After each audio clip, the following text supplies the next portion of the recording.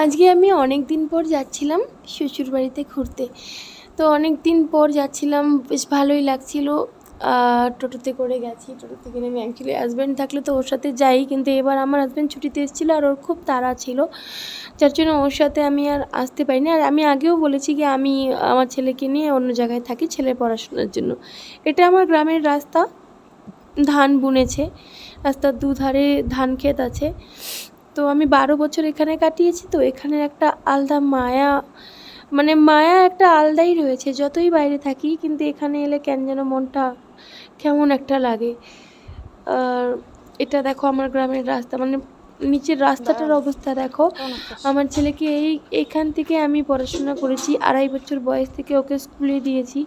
আর এতটা কষ্ট করে, মানে এদিকে তো গাড়ি দেবেই না, এখান থেকে এতটা হেঁটে গিয়ে, এটা বাড়ির রাস্তা, হেঁটে গিয়ে তারপর ওকে গাড়িতে উঠাতে হতো পাকা রাস্তা থেকে। আর বৃষ্টির দিনে তো জুতো মুজো খুলে ব্যাগে করে নিয়ে যেতে হতো, গামছা সাথে নিতে হতো, মুছিয়ে আবার জুতো মুজো পরিয়ে নিয়ে যেতে হতো। যাই হোক, এটা আমার বাড়ির মন্দির। তো আমি ঘুরে চলে আসার সময় একটু বাজারে ঢুকেছিলাম। এটা আমাদের বাজার, একটা বাজার বসে, যেহেতু কালকে হাটবার গেছিলো, বেশ ভালোই লাগছিল। তোমাদের কেমন লাগলো?